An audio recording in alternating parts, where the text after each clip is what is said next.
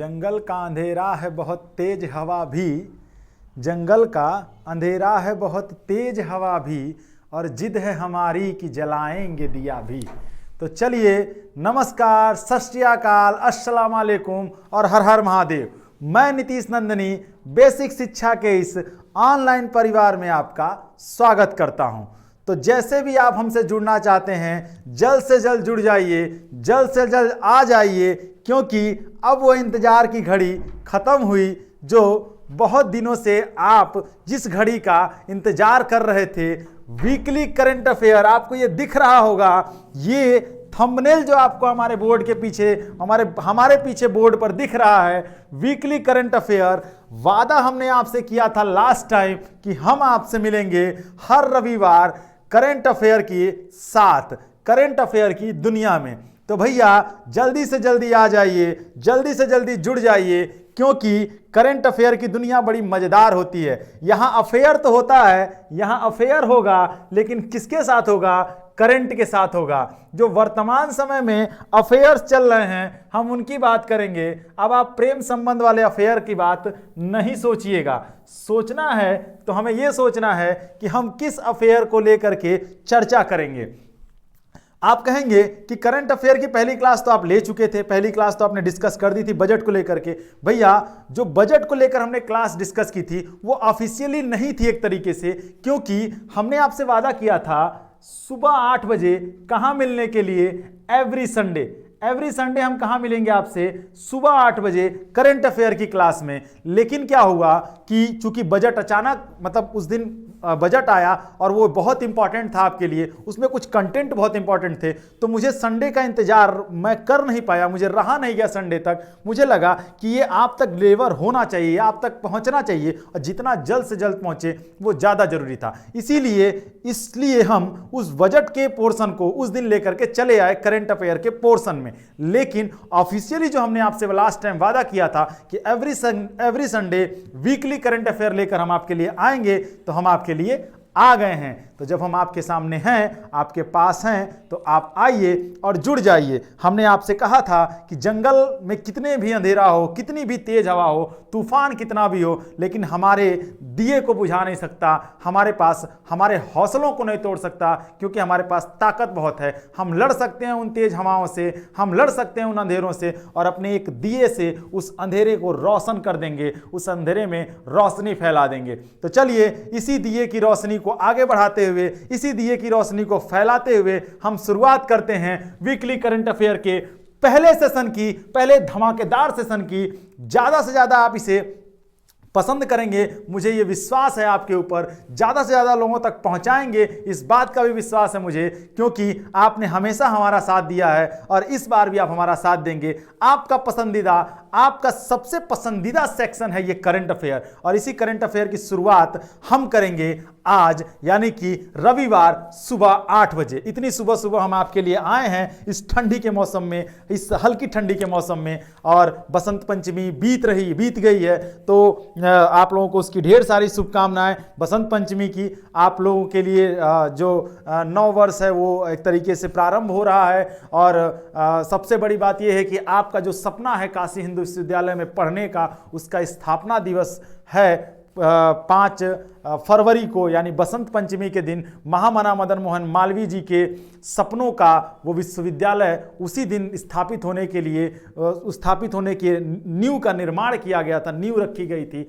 और आज वो विश्वविद्यालय आपके सामने है। आप उस विश्वविद्यालय को 100 साल से ऊपर हो चुके हैं, और आप जैसे लाखों महान लोग उसमें पढ़ करके आए और देश का नाम रोशन किए, विश्व में नाम रोशन किए। आशा है कि आप भी उस बगिया का फूल बनिए और आप भी अपने नाम को रोशन करिए। तो इसी क्रम में इन्हीं सब बातों के साथ मुझे आगे बढ़ने का प्रोसेस, आगे बढ़ने का काम शुरू किया जाए। तो चलिए, सबसे पहले आप देख लीजिए, आप लोगों को दोनों चीज़ों में बातें बताई जाएंगी। और आपको एक चीज़ बता देता हूं मैं कि भैया, इस बार करंट अफेयर में, जैसे आप सोचते होंगे करंट अफेयर का मतलब ये हुआ कि पूरे वीक में जो घटनाएं घटित हुई उनको लेकर के आएंगे और आपको यहाँ उस पर चर्चा करेंगे। नहीं, आपके लिए जो जरूरी है वो लेकर हम आएंगे।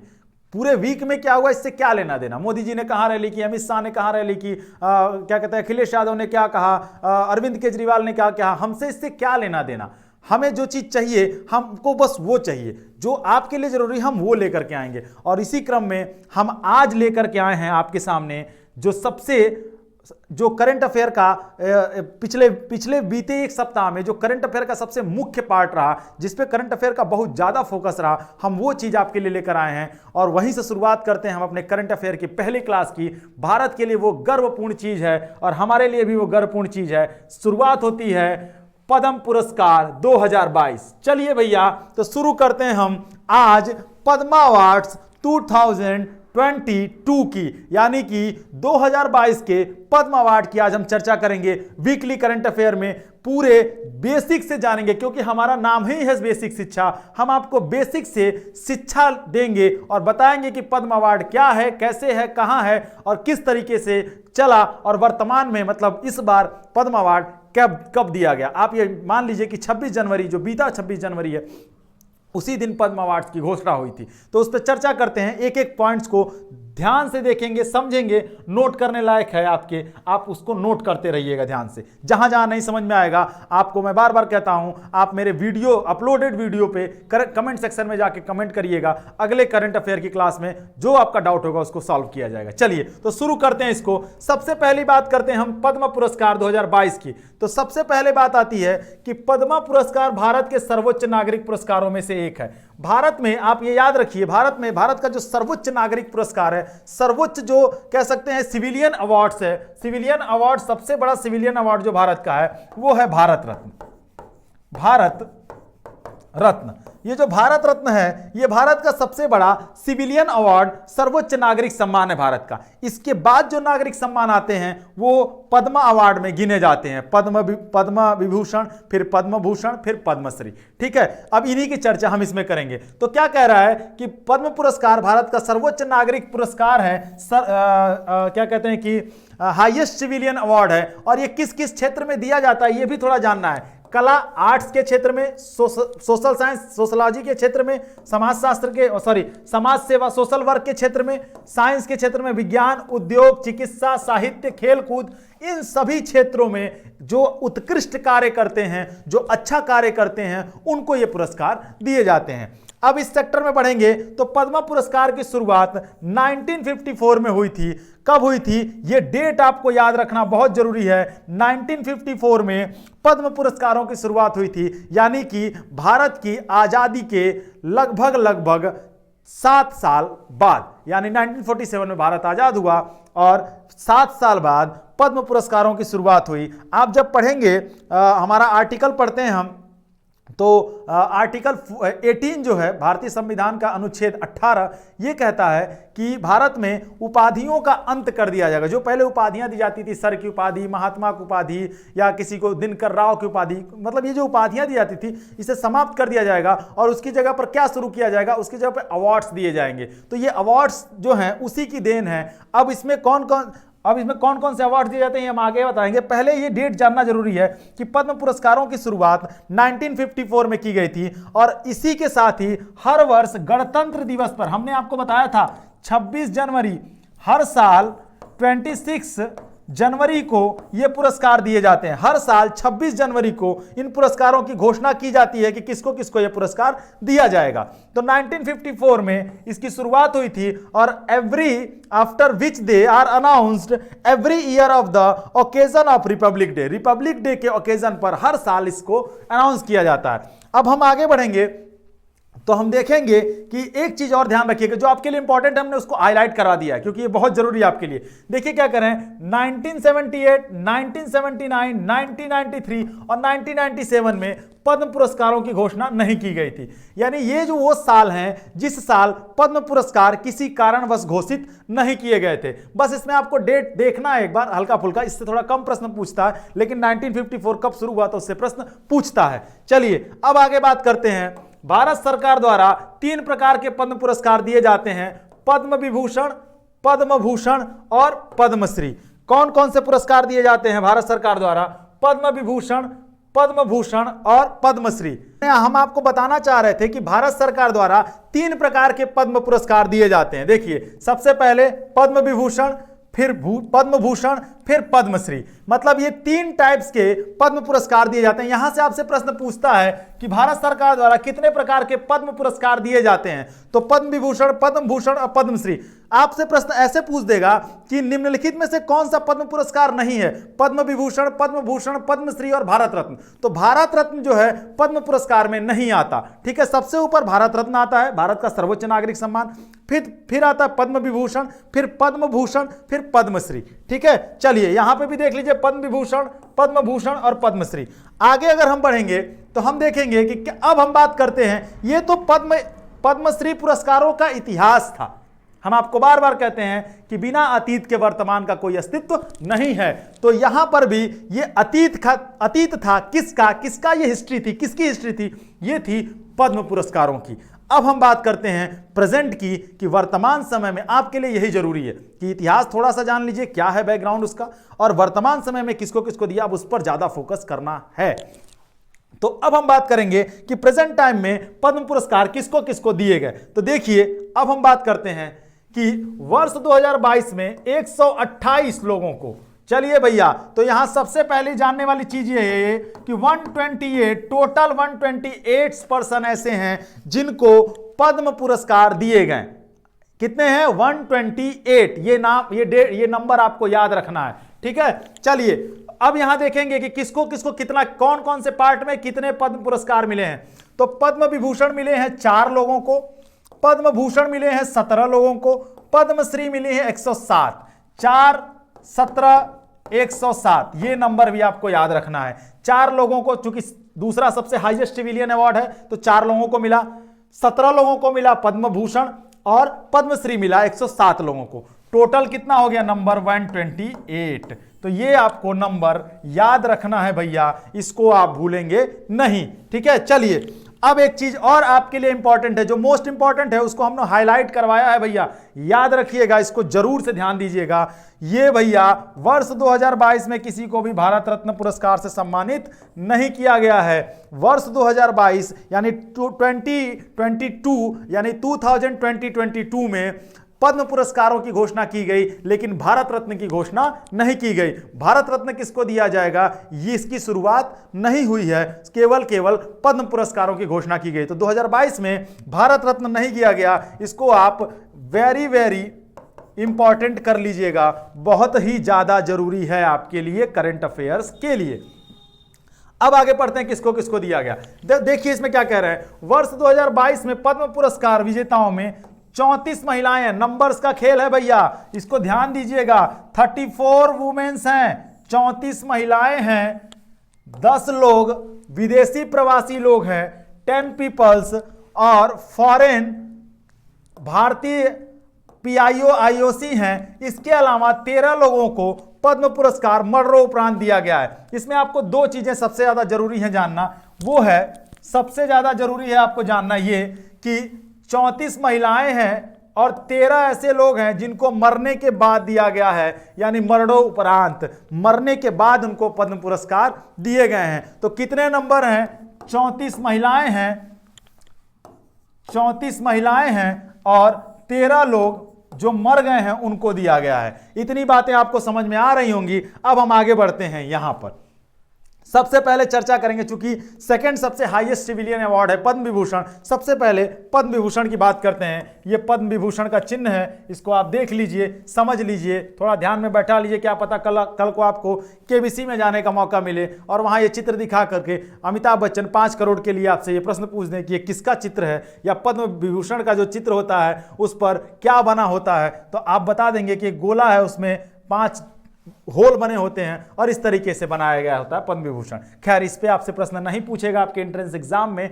अब हम बात करते हैं, यहां पर कह रहे हैं कि पद्म विभूषण भारत सरकार द्वारा भारत रत्न के बाद दिया जाने वाला दूसरा सर्वोच्च नागरिक सम्मान है। भैया हम बार बार आपसे कह रहे हैं कि सेकेंड हाईएस्ट सिविलियन अवार्ड है पद्म विभूषण, भारत रत्न के बाद दूसरे नंबर पर आता है। ये 4 लोगों को 2022 में दिया गया। अभी ऊपर हमने चर्चा की 4 ऐसे पीपल थे जिनको दिया गया है पद्म विभूषण। अब हम बात करेंगे वो कौन कौन है। सबसे पहला नाम आता है प्रभा आत्रे।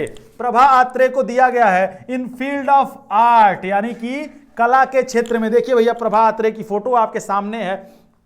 फोटो भी देख लीजिए, ये दिमाग में आपके बस जानी चाहिए। प्रभा अत्रे को दिया गया है कला के क्षेत्र में पद्म विभूषण। और अब इनके बारे में जानते हैं। इनका जन्म 13 सितंबर 1932 को पुणे महाराष्ट्र में हुआ। आपसे यहां से प्रश्न ये पूछ सकता है कि ये कहां की रहने वाली हैं, तो महाराष्ट्र की रहने वाली हैं। प्रभा अत्रे एक महान विचारक, कलाकार, संगीतकार और लेखक हैं। यहां से भी प्रश्न पूछ सकता है कि प्रभा अत्रे को किस क्षेत्र में दिया गया, तो कला के क्षेत्र में दिया गया। ठीक है, 20वीं सदी में सबसे प्रमुख कलाकारों में से एक है और प्रभा अत्रे हिंदुस्तानी शास्त्रीय परंपरा के शीर्ष क्रम की गायिका हैं। मतलब प्रभा अत्रे जो हैं एक सिंगर भी हैं, लेकिन क्लासिकल सिंगर हैं, क्लासिकल हिंदुस्तानी क्लासिकल ट्रेडिशनल सिंगर हैं। प्रभा अत्रे कहां की रहने वाली हैं, महाराष्ट्र की। और किस क्षेत्र में दिया गया, तो कला के क्षेत्र में। इनको भारत के दूसरे सर्वोच्च नागरिक सम्मान पद्म विभूषण से सम्मानित किया गया। अब आगे बात करते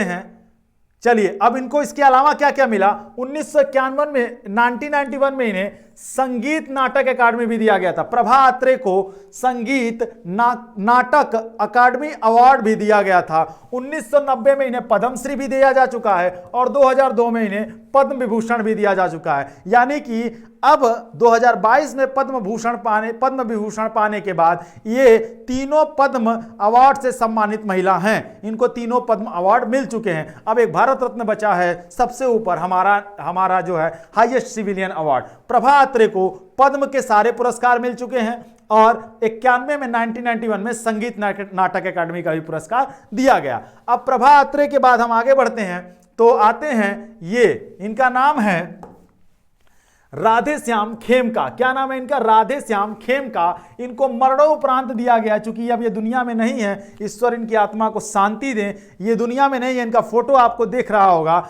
ये बहुत ही बड़े व्यक्ति हैं भारत के कह सकते हैं धर्म के क्षेत्र में इन्होंने बड़ा काम किया है। अब ये क्या काम, देखिए यहां लिखा है साहित्य और शिक्षा के क्षेत्र में, यानी कि लिटरेचर और एजुकेशन के लिए इन्हें दिया गया पद्म पुरस्कार, पद्म विभूषण। इन्होंने कौन कौन सा काम किया, पहले इनके जन्म के बारे में देखते हैं। 12 दिसंबर 1935 को मुंगेर जिले में हुआ। बिहार में एक जिला है मुंगेर, वहां पर इनका जन्म हुआ। राधेश्याम खेमका का बिहार के मुंगेर जिले में 1935 में इनका जन्म हुआ। आगे कह रहे हैं 1982 में वो गीता प्रेस की कल्याण पत्रिका के संपादक थे।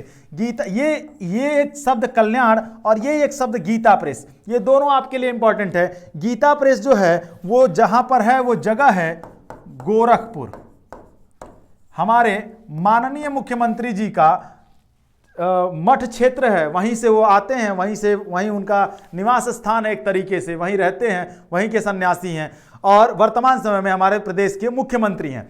तो वहां से वहां पर गीता प्रेस है। भारत में जितनी भी गीता पर पुस्तकें छपती हैं ज्यादातर वो गीता प्रेस से ही छप करके आती हैं। तो वहां पर गीता प्रेस है और उसी गीता प्रेस से एक धार्मिक पत्रिका निकलती है, कल्याण नाम है उसका। उस पत्रिका के संपादक थे राधेश्याम खेमका और राधेश्याम खेमका को मिला है इस बार का मरणोपरांत मिला है पद्म विभूषण पुरस्कार। अब आगे देखेंगे, गीता प्रेस गोरखपुर के अध्यक्ष रहे, हमने अभी आपको बताया गोरखपुर में है ये।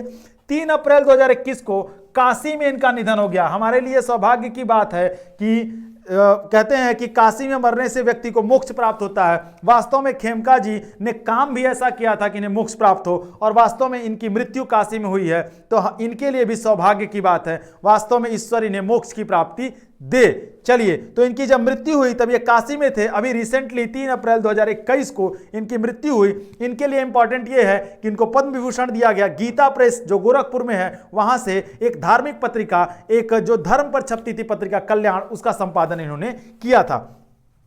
आगे देखिए कह रहे हैं, अब बात करते हैं हम जनरल बिपिन रावत की।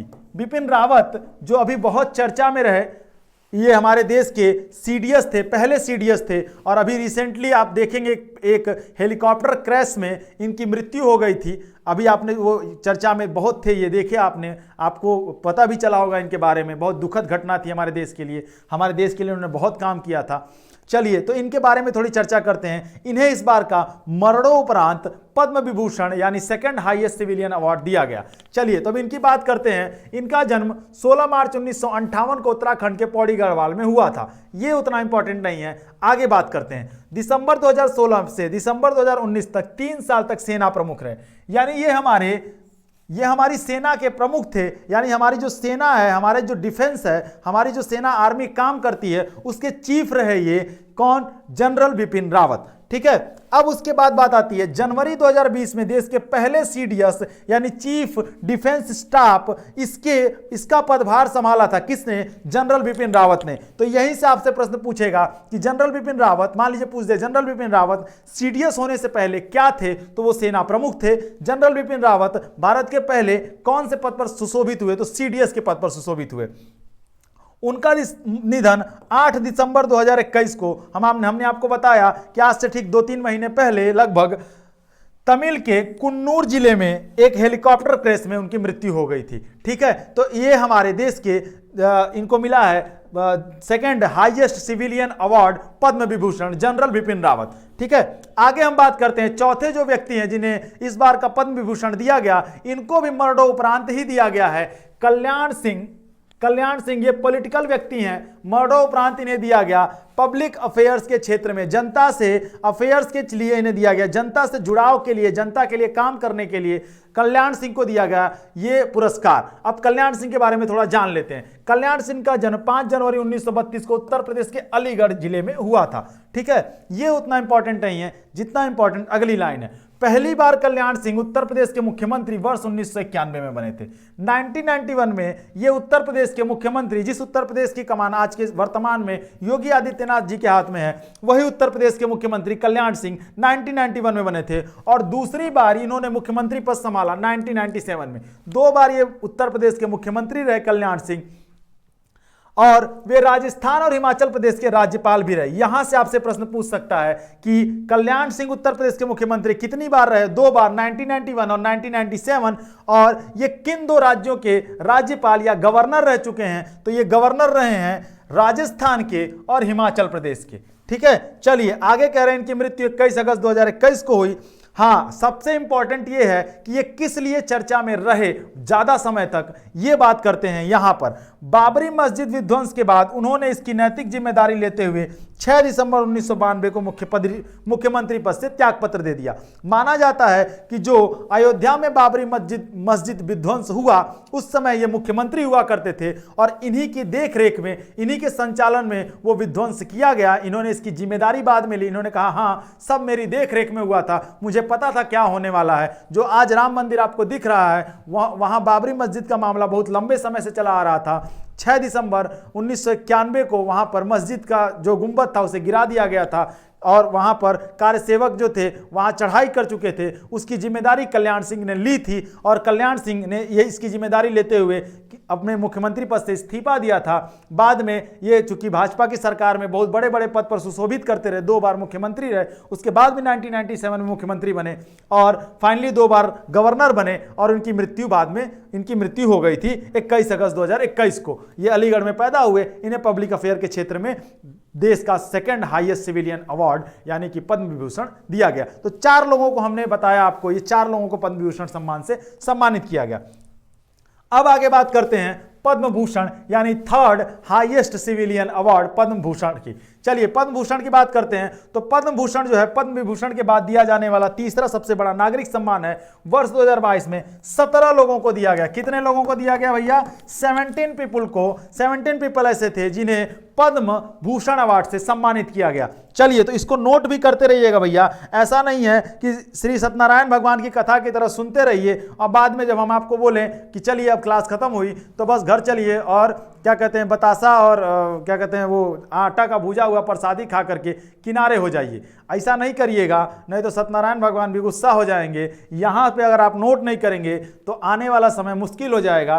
पद्म अवार्ड आज पहला करंट अफेयर पोर्शन हम इसलिए लेकर आए हैं क्योंकि ये आपके लिए बहुत जरूरी है। इससे आपके लिए प्रश्न बहुत पूछे जाते हैं। ठीक है, अगर नहीं 2 तो 1-2 करके जरूर पूछे जाएंगे इनसे प्रश्न। इस बार के पद्म पुरस्कार थोड़े जरूरी हैं, इसलिए इनको ध्यान दीजिएगा। चलिए 17 लोगों को दिया गया। अब उनकी चर्चा कर लेते हैं एक बार। सबसे पहले गुलाम नबी आजाद, आजादी यहां लिख दें, गुलाम नबी आजाद इनका नाम है। इनका फोटो आपको दिख रहा होगा। ये कांग्रेस के नेता हैं और 2014 से 2021 तक राज्यसभा में विपक्ष के नेता भी रहे हैं। यानी जो अपोजिशन के लीडर रहे हैं ये कब से कब तक, 2014 से 2021 तक कांग्रेस के बड़े लीडर हैं ये। इन्हें third highest civilian award Padma Bhushan से सम्मानित किया गया। दूसरी बात करते हैं हम विक्टर बनर्जी। चूंकि ये आर्टिस्ट रहे हैं, ये कलाकार के क्षेत्र में भी रहे हैं। इनका फोटो आप देख रहे हैं। इनको गूगल करेंगे थोड़ा और अच्छे से दिखेंगे और आप पहचान जाएंगे कि फिल्मों में इन्होंने बहुत सारे फिल्मों में काम किया है।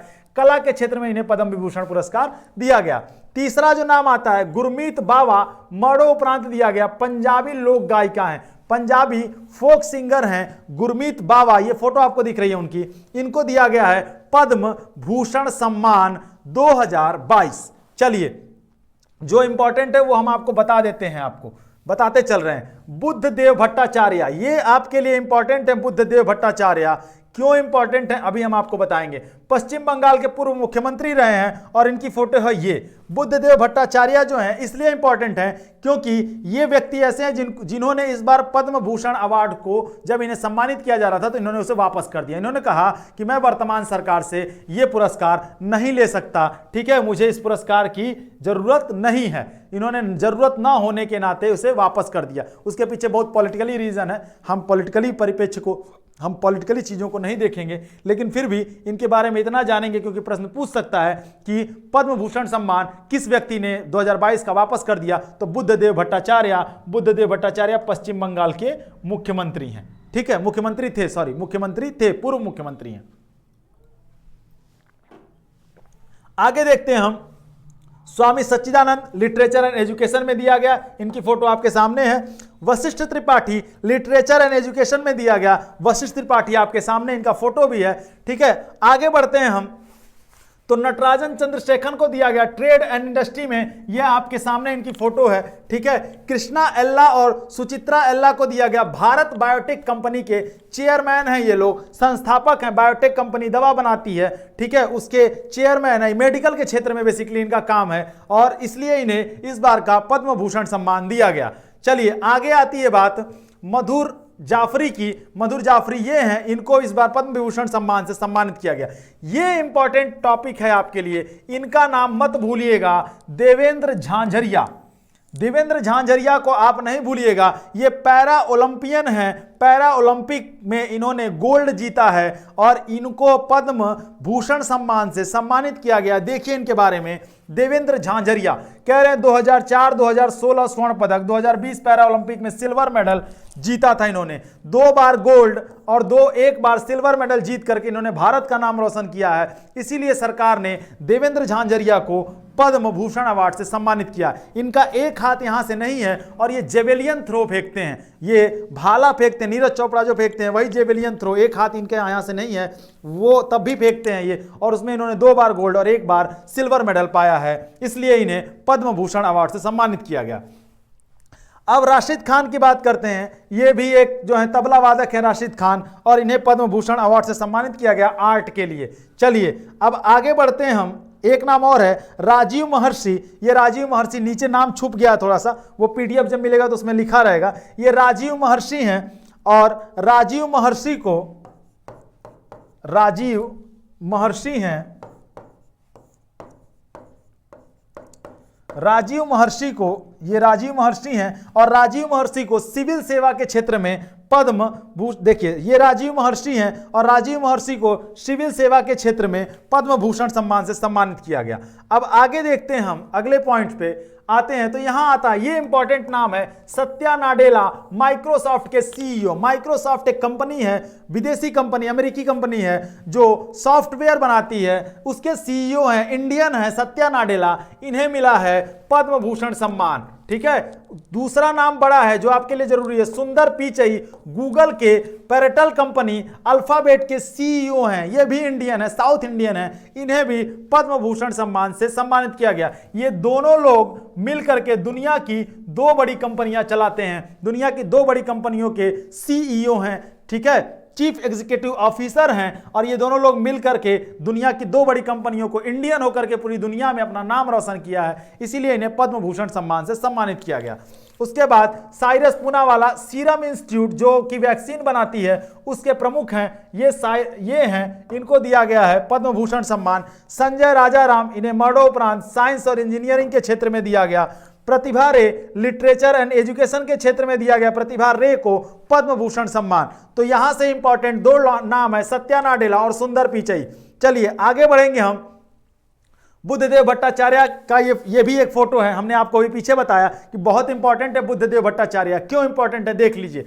बुद्धदेव भट्टाचार्य ने पद्म पुरस्कार लेने से इनकार कर दिया था। यह बुद्धदेव भट्टाचार्य के लिए इंपॉर्टेंट टॉपिक है, नोट कर लीजिएगा। बुद्धदेव भट्टाचार्य यही हैं पश्चिम बंगाल के पूर्व मुख्यमंत्री, और इन्होंने कहा था कि हम जो है पद्म भूषण सम्मान नहीं लेंगे क्योंकि हमें इसकी जरूरत नहीं है। चलिए अब हम आगे बढ़ेंगे तो करंट अफेयर का जो लास्ट पद्म पुरस्कार आता है वो है पद्मश्री।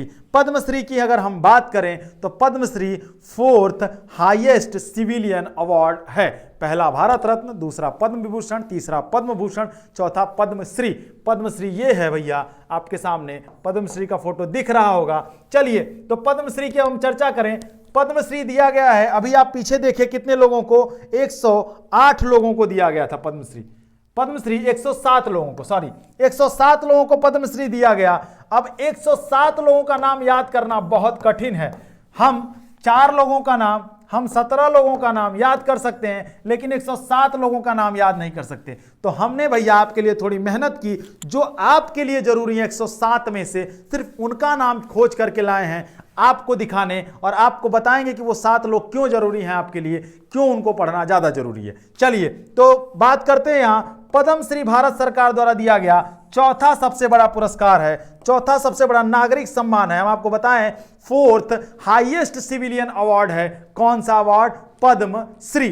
चलिए ये इसीलिए सबसे ज्यादा दिया जाता है, 107 लोगों को दिया गया इस बार।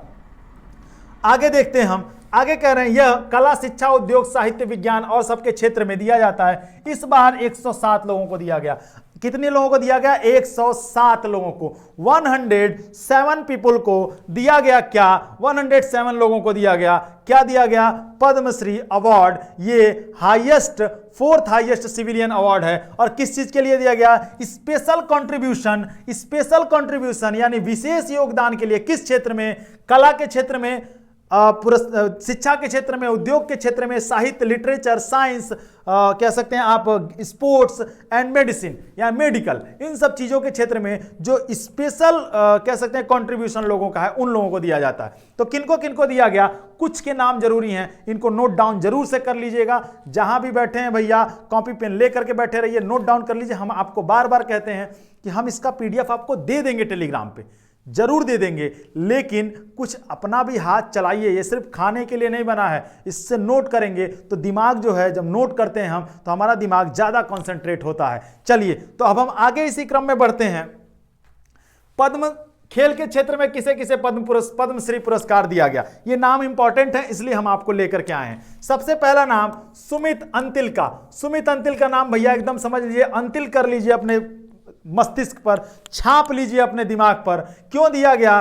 पैरा ओलंपिक में भाला फेंकने के लिए। ये सुमित अंतिल की फोटो है। पैरा ओलंपिक यानी कि जो दिव्यांग लोगों के ओलंपिक गेम्स होते हैं, उस गेम्स में भाला फेंकने के लिए, भाला जब फेंक रहे थे, भाला फेंकने के लिए अच्छा प्रदर्शन इन्होंने किया था, और उसी प्रदर्शन को स्पेशल कंट्रीब्यूशन के लिए सुमित अंतिल को पद्मश्री अवार्ड से सम्मानित किया गया। दूसरे जो खिलाड़ी हैं प्रमोद भगत, भारतीय पेशेवर पैरा बैडमिंटन ओलंपिक खिलाड़ी हैं। यानी कि ये जो हैं पैरा ओलंपिक में बैडमिंटन खेलते हैं। ये जो हैं व्यक्ति जो जिनका नाम है प्रमोद भगत, नाम याद रखना है और किस खेल से जुड़े हुए हैं ये याद रखना।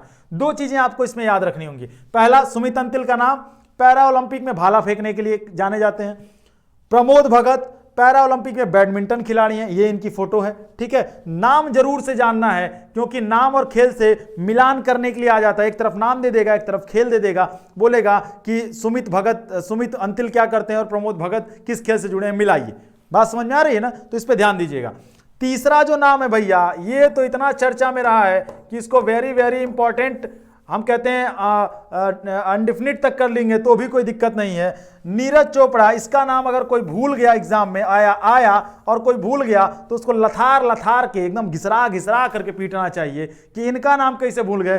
कोई ऐसा जब हम देख रहे थे कि जब इन्होंने गोल्ड जीता था, नीरज चोपड़ा ने जेवलिन थ्रो में, भाला फेंक में जब इन्होंने गोल्ड जीता था, कोई ऐसा स्टेटस नहीं था मोबाइल का, कोई ऐसा स्टेटस किसी का व्हाट्सएप का नहीं था, कोई ऐसा फेसबुक नहीं था जहां इनकी फोटो और जहां इनके बारे में चर्चा ना हुई हो। और वहां आप भूल जाएंगे तो इससे बड़ी गलती कुछ नहीं हो सकती। तेल के कहते हैं दिए के शीशी में आपका मुंडी बोर करके और तब उस पर क्या करते हैं कि स्याही लगा देनी चाहिए। जब आप इनका नाम भूल जाएंगे। चलिए, तो नीरज चोपड़ा की बात करते हैं। नीरज चोपड़ा को मिला है जेवेलियन थ्रो में गोल्ड लाने के लिए। इस बार के ओलंपिक में जेवेलियन थ्रो में इन्होंने एकमात्र गोल्ड जीता है। इस गोल्ड के लिए स्पेशल कंट्रीब्यूशन था, इसीलिए इन्हें क्या दिया गया, पद्मश्री पुरस्कार दिया गया। नीरज चोपड़ा के नाम और फोटो से आप भली भांति परिचित हैं। अब बात करते हैं हम शंकर नारायण मेनन। इनका नाम थोड़ा याद रखिएगा, शंकर नारायण मेनन चुंडाइयल। चुंडाइयल जो हैं ये कलाकारी पट्टम स्वदेशी मार्शल आर्ट को बढ़ावा देते हैं। स्वदेशी मार्शल आर्ट को, इनकी फोटो देख के भी लग रही हो कि भैया ये मार्शल आर्ट को बढ़ावा देते होंगे। ये राणा प्रताप वाला ढाल और तलवार लेके एकदम डटे हुए हैं।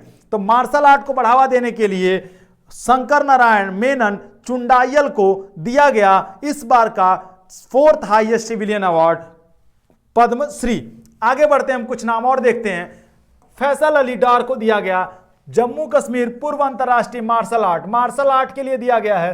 फैसल अली डार को मार्शल आर्ट के लिए यह पुरस्कार दिया गया है। चलिए अब आगे देखेंगे हम वंदना कटियार। ये नाम याद रखिएगा, वंदना कटियार का बहुत इंपॉर्टेंट है। इससे प्रश्न पूछ देता है कि वंदना कटियार को जो पद्मश्री दिया गया वो किस खेल से संबंधित है। तो भैया ये हॉकी से संबंधित है, महिला हॉकी खेल की प्लेयर हैं ये वंदना कटियार, और इन्हें इस बार का पद्मश्री पुरस्कार दिया गया। ठीक है, आगे देखते हैं हम अवनी लेखरा पैरा निशानेबाज हैं, खेल से संबंधित है, निशानेबाजी से बंदूक लगा के निशाना लगाती हैं। ठीक है, तो पैरा ओलंपिक में है ये, चूंकि दिव्यांग हैं और ओलंपिक खेलती हैं, इसलिए इनके स्पेशल कंट्रीब्यूशन के लिए अवनी लेखरा को इस बार का पद्मश्री अवार्ड दिया गया। ब्रह्मानंद सांखवलकर को फुटबॉल टीम के पूर्व कप्तान है, इसलिए इन्हें पद्मश्री दिया गया। ज्यादा इंपॉर्टेंट आपका अवनी लेखरा और वंदना कटियार यहां से हैं, और दूसरा फैजल अली डार। चलिए आगे बढ़ते हैं हम, तो कुछ नाम और देखेंगे। सोनू निगम, इनसे तो भली भांति परिचित होंगे आप। सोनू निगम सिंगर हैं, बॉलीवुड में तमाम गाने इन्होंने गाए हैं और अपनी मधुर आवाज से बॉलीवुड को एकदम संगीतमय कर दिया है। सोनू निगम वास्तव में बहुत ही सुंदर गाते हैं, बहुत ही अच्छी आवाज है इनकी, और सोनू निगम को इस बार इनके स्पेशल कंट्रीब्यूशन के लिए, इंडियन सिनेमा में स्पेशल कंट्रीब्यूशन के लिए पद्मश्री दिया गया। प्रहलाद राय अग्रवाल व्यापार और उद्योग में इनका बड़ा नाम है, इसलिए इन्हें पद्मश्री पुरस्कार से नवाजा गया। जो इंपॉर्टेंट नाम है वो है नजमा अख्तर। साहित्य और शिक्षा के लिए यानी लिटरेचर और एजुकेशन के लिए नजमा अख्तर को दिया गया पद्मश्री पुरस्कार, यानी कि 4th highest civilian award in India. चलिए आगे टी सेनका एसओ साहित्य और शिक्षा के लिए, जेके बजाज साहित्य और शिक्षा के लिए, नाम बस याद रखिएगा। हाँ, राम सहाय पांडे कला के लिए दिया गया इन्हें, मध्य प्रदेश के हैं ये राम सहाय पांडे, सागर के लोकगीत कलाकार हैं, और राम सहाय पांडे 94 वर्ष की आयु है इनकी वर्तमान समय में, और बुंदेलखंड के परंपरागत लोक नृत्य राई के लिए जाने जाते हैं। बुंदेलखंड में एक लोक नृत्य है राई, इसी के लिए जाने जाते हैं राम सहाय पांडे, और इन्हें इस बार का पुरस्कार मिला है पद्मश्री पुरस्कार, सबसे 4th हाईएस्ट सिविलियन अवार्ड। अब देखिए इसी के साथ भैया हमने आपको आज की क्लास में जितने भी पद्म अवार्ड थे, 3 पद्म अवार्ड पाए गए हैं, उन तीनों पद्म अवार्ड में जो इंपॉर्टेंट पद्म अवार्ड हैं वो हमने आपको बता दिए। कुछ के नाम भी बताए हैं, कुछ के हमने फोटोज भी दिखाए हैं, कुछ जो ज्यादा इंपॉर्टेंट है उस पर ज्यादा फोकस किया है। हाँ, लेकिन मान लेते हैं क्योंकि 107 लोगों को दिया गया, कुछ चीजें अगर कुछ नाम इसमें ऐसे भी होंगे जो नहीं बताए गए होंगे, अगर उन नामों को भी हम शामिल करेंगे अपने क्विज सेक्शन में। हमने आपको बताया था कि संडे हर रैपिड फायर सेक्शन हम लेके आते हैं, हम उसके साथ क्विज सेक्शन भी लेकर आएंगे। अभी बजट का करंट अफेयर हुआ, उसका भी क्विज सेक्शन आएगा, फिर अभी पद्म अवार्ड का हुआ, इसका भी क्विज सेक्शन आएगा। तो जब हम वहां पर क्वेश्चंस करेंगे तो वहां क्वेश्चंस में हम जो प्रश्न यहां नहीं शामिल कर पाए हैं उनको डिस्कस वहां कर लेंगे। तो उसके लिए आप एकदम मत घबराइएगा कि सर इनका नाम छूट गया, इनका नाम छूट गया, किसी को नहीं छोड़ेंगे हम, चिंता मत करिए। हमने आपको बताया था कि हम चक्रव्यूह में घुसना भी बताएंगे और उसको तोड़ करके बाहर आना भी बताएंगे। हम आपको अभिमन्यु नहीं बनाएंगे कि घुस के अंदर आप भूल जाइएगा कि बाहर कैसे आना है। हम आपको अंदर भेजेंगे भी और बाहर निकालेंगे भी। हम आपको तोड़ना भी सिखाएंगे, हम आपको जोड़ना भी सिखाएंगे, लेकिन आपको हमारे साथ बने रहना होगा। दूसरी बात यह है कि कभी कभी रैपिड फायर में कुछ ऐसे भी क्वेश्चंस आते हैं जो आप नहीं पढ़े होते हैं पहले, जो हमने आपको नहीं पढ़ाया होता है। तो भैया एक बात यह है कि आप उससे घबराया मत करिए। हो सकता है हम आपको ना पढ़ाए हों, लेकिन इसका मतलब ये नहीं कि हम उसे क्वेश्चन में शामिल नहीं कर सकते। क्वेश्चन में उसको इसलिए शामिल किया जाता है कि वो नहीं भी पढ़ाया गया, लेकिन वो कहीं ना कहीं किसी एग्जाम में पूछ दिया है कहीं से क्वेश्चन।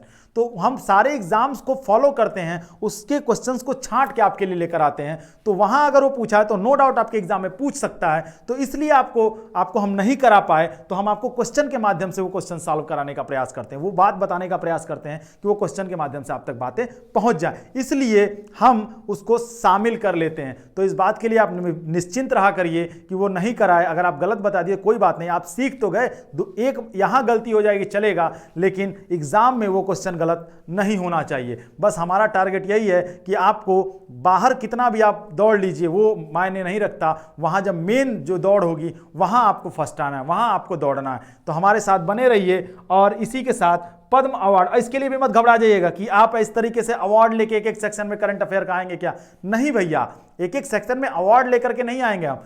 चूंकि पद्म अवार्ड पिछले बीते दिनों में, बीते सप्ताह में एक इंपॉर्टेंट इवेंट था, एक इंपॉर्टेंट घटना थी, उसे एक वीडियो में शामिल करना बहुत जरूरी था, इसलिए हमने उसका एक वीडियो बनाया। वैसे आगे इसलिए हमको ये क्लास लेनी पड़ी।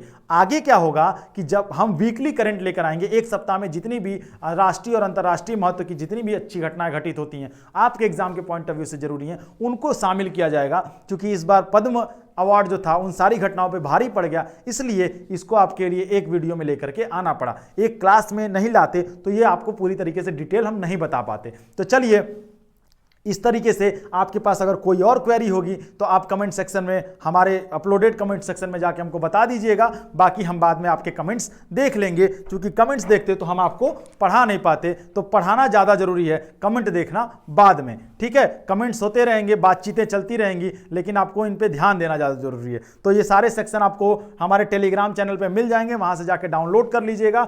और बाकी लाइक, कमेंट एंड शेयर ये आपको ध्यान में रखना है, इसके लिए बताना नहीं पड़ेगा, आप समझदार हैं, आप चीजें आगे बढ़ाते रहेंगे ताकि लोग भी इससे फ्री नॉलेज से लोगों को भी नॉलेज मिलता रहे। तब तक के लिए धन्यवाद, जय हिंद।